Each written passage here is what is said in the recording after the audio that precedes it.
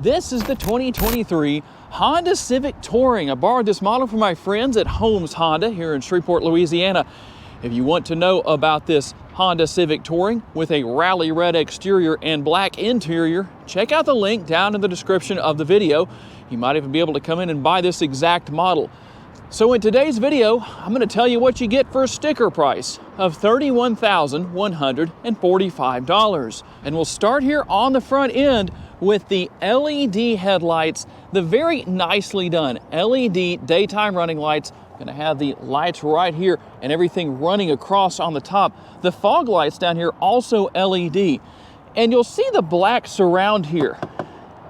That's not gloss black. That's good with the surround on the fog lights down there working its way all the way across, not only with the upper and the lower grille, but also the front lip here. That's a good thing because gloss black does not hold up as well as a flat black like this will to rock chips and other debris that's going to come up and obviously hit the front end of the vehicle. You're also going to find a nice looking front end. While you have the flat front end with the Honda logo here, as you work your way up onto the hood, everything gets to where it is looking nice and racy. The lines looking just right, even though it kind of flattens out towards the top a little bit, there's still a little bit of a line to it here that has that racy look. Kind of hard to see today with a little bit of rain on the vehicle, water on the vehicle from the rain, all that stuff, but nice lines. Honda sensing is going to be here as well. That's what's right up here. That's going to be road departure mitigation, lane keeping assist.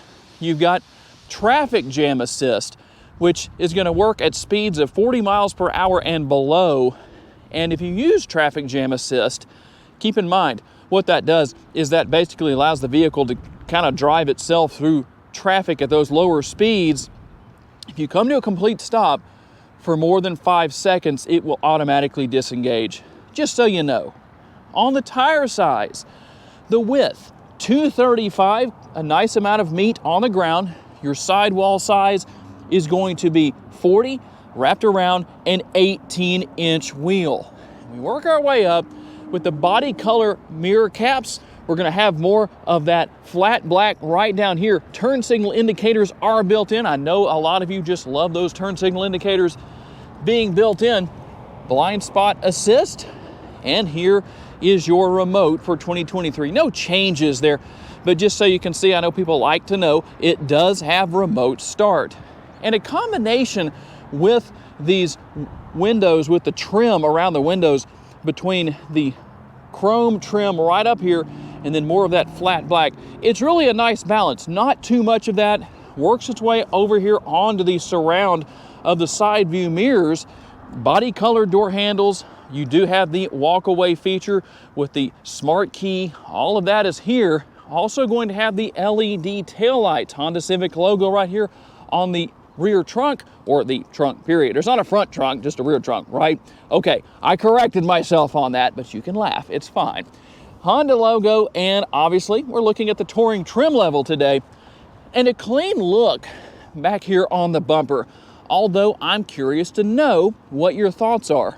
Should it be easier to see the exhaust? You can see them down here from this particular angle, the exhaust tips that come out under the bumper, but would you rather see them coming out through the rear and actually facing us? And here under the hood of this front wheel drive Civic is the 1.5 liter turbocharged 4-cylinder, 180 horsepower, 177 pounds-feet of torque.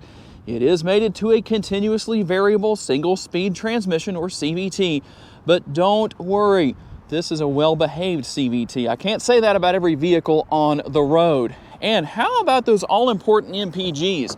I'm going to show you just so you can see it for yourself, but we're looking at 31 city, 38 highway, 34 combined, and 2.9 gallons of gas is what Honda says you should use per every 100 miles you drive. And when it comes to cargo capacity, there's a reasonable amount. We're looking at a total of 14.8 cubic feet.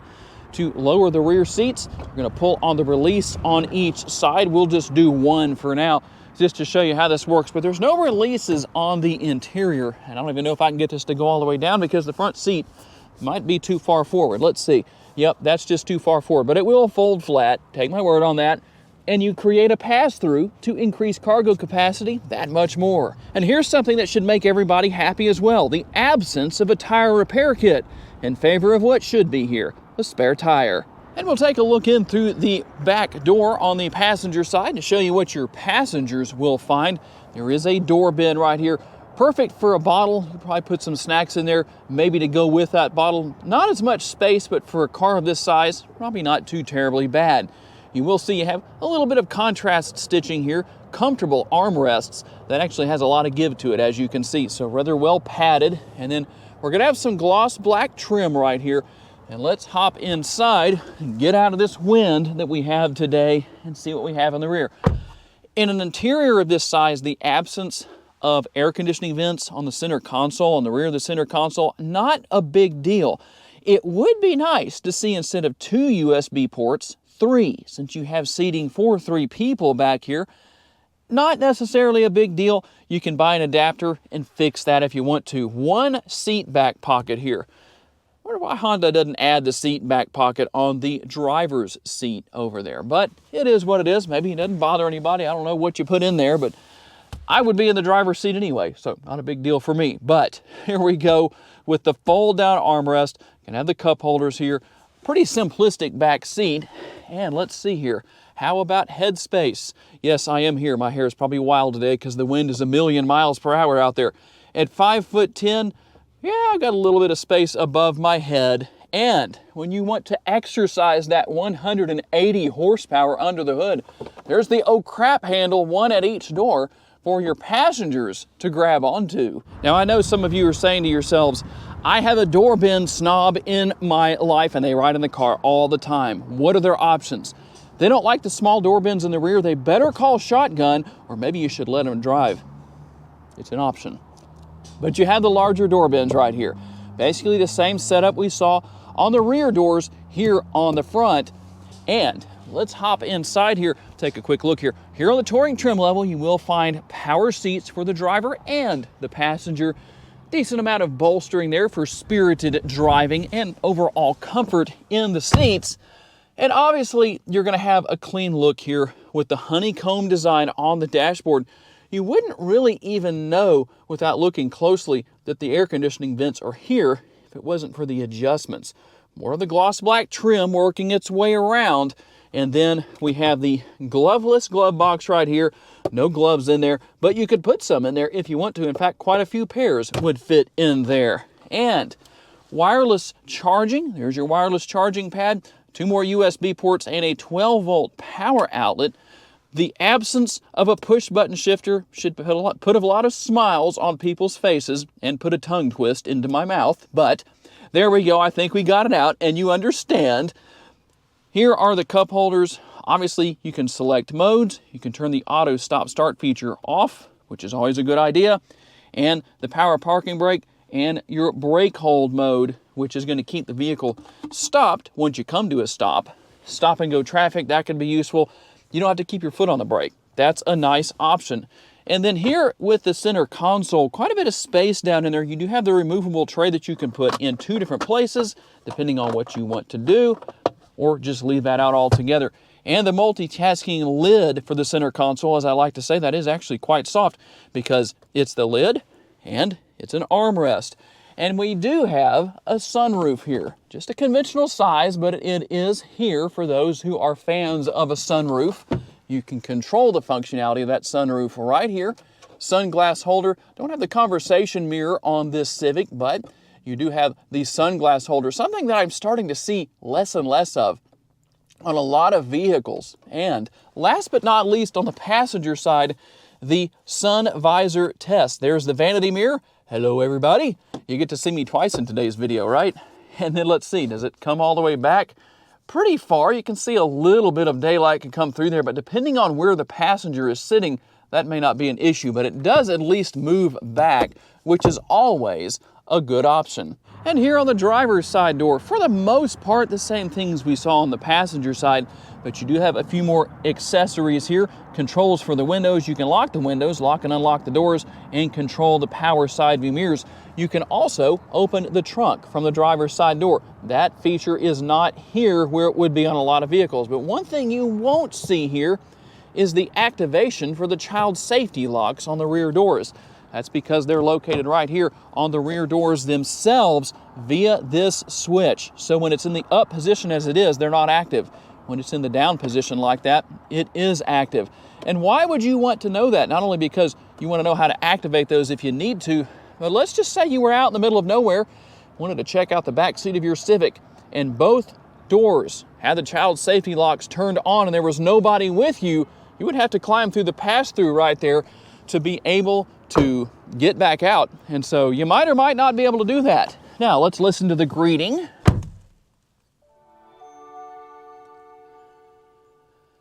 And you even see the Honda logo come up there on the dashboard. On the digital dash, we'll hit the starter button right there to get things up and running and show you what we have. A nice modern digital instrument cluster. That's for sure. Everything looks, well, very nice and very modern for the 2023 version of the Honda Civic.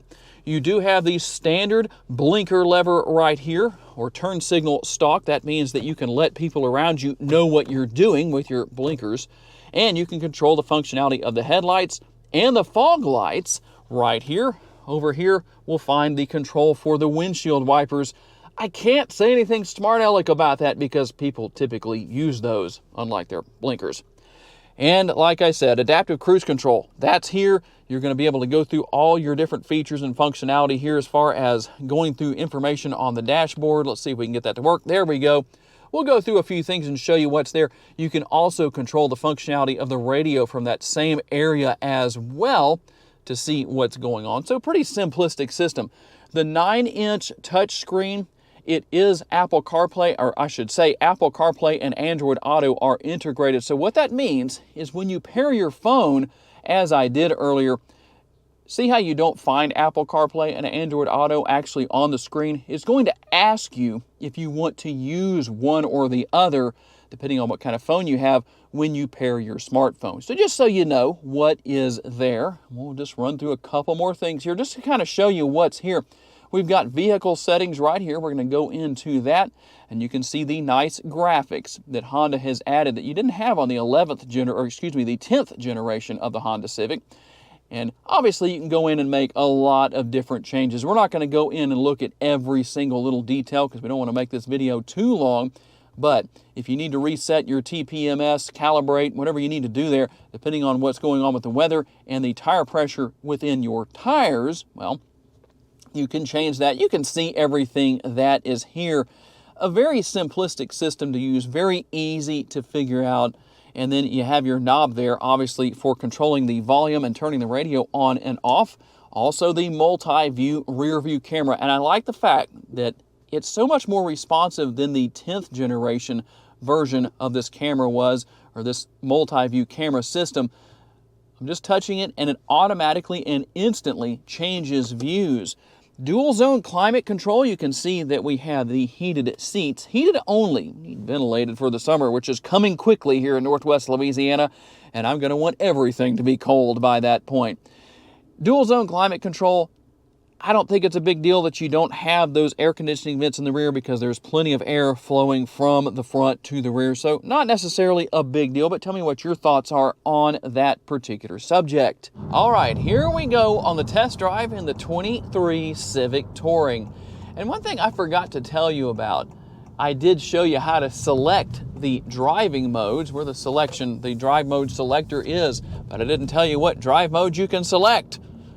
You have normal, econ, and sport, which is what I'm driving in right now. Pretty easy to do. It gives you some nice graphics on the instrument cluster.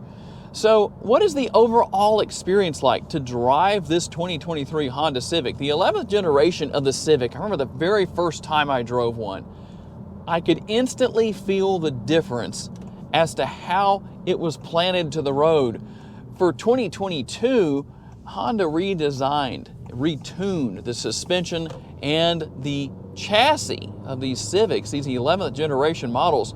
And I'll tell you what, that makes a difference. I can really feel the engineering in this car as far as how it feels more planted to the road. It feels like it's sucking itself to the road is the best way I can put it. If you haven't driven one of these, you should. And the handling is really solid. A lot of fun to drive if you're having a bad day and you want to go out and maybe have a spirited drive to blow off some steam. Well, this is a great car to do that in because it handles the corners so well. Even not being the Type R, for example, or even an SI, it still handles so well. It's just a blast to drive. It's easy to drive. It's fun to drive. And the thing I like about modern day vehicles, if you haven't had a new vehicle in a long time and you've been driving around in an older front wheel drive vehicle, then you know that it's very easy to tell that it's front wheel drive. Just the way it handles, the way it goes, all that kind of stuff. You don't get that here. It doesn't feel front wheel drive. If you didn't know any better, you would think it was rear wheel drive. Now for the fun part, because we're in my favorite corner right here. So we're gonna actually accelerate out of the corner, and I'm gonna tell you what, I am amazed at how well this Civic took that corner right there. I accelerated up about 10 miles an hour or so from what I went into the corner. I just eased into it. Probably could have done more than that, but I'll tell you what, that's impressive. Let's talk about the practical end of things. The handling is good, the steering is good, very responsive to the touch of your hand. What about the infotainment screen? For those who are saying, I haven't owned a new vehicle in years. I have a cassette player where that infotainment screen is right there, Tom. What do I need to prepare myself for? Well, number one, start watching some tutorial videos if this is something you want to buy and learn about these screens. But I'll tell you this, you don't need to do that. They're so easy to use, so easy to learn that you could pretty much use what I call the hunt and peck method. Not hard at all. And something else I didn't mention earlier, now that I'm looking down there at the screen, you do have the built-in navigation here. So you don't necessarily have to pair your smartphone and use, it has, like I said, compatible Apple CarPlay and Android Auto. You could use your favorite app, Google Maps or whatever the case is, on the screen right there if you wanted to, or you can just use what's built in here depending on your personal desires. But overall, a very fun and practical car. Easy to drive around. Its size makes it a great big city car. If you don't have a big family or anything like that, you would have an easy time zipping around town in heavy traffic, whatever the situation is. You know, I really don't know what else to say. Honda's done a very good job with this 11th generation Civic. Obviously, the 23s don't have any major changes since we just saw the 22 models come out fully redesigned. So, overall, a nice vehicle, fun to drive, easy to learn for those of you who are newbies to the technology here and all that kind of stuff, whether it's the infotainment screen or using adaptive cruise control or even traffic jam assist. I have to definitely give it a thumbs up. There's the thumbs up and the OK sign. We'll give it both. And that is what you get for $31,145 on the 2023 version of the Honda Civic Touring. Obviously, there's a lot here we didn't go into great detail on, but a lot of features that are additional to what we talked about. But we don't want to make the video an hour or so long because I don't know that anybody would want to watch that much. So trying to keep it realistic for you where that is concerned. Gotta say a special thanks to my friends here at Holmes Honda in Shreveport, Louisiana for loaning me this Civic Touring for the day. And a special thanks to all of you for being kind enough to give me the opportunity to give you a vision for your next vehicle. If you enjoyed this video and want to learn about other vehicles you may wish to consider purchasing, check out the video that's on the screen right now, and I will see you there.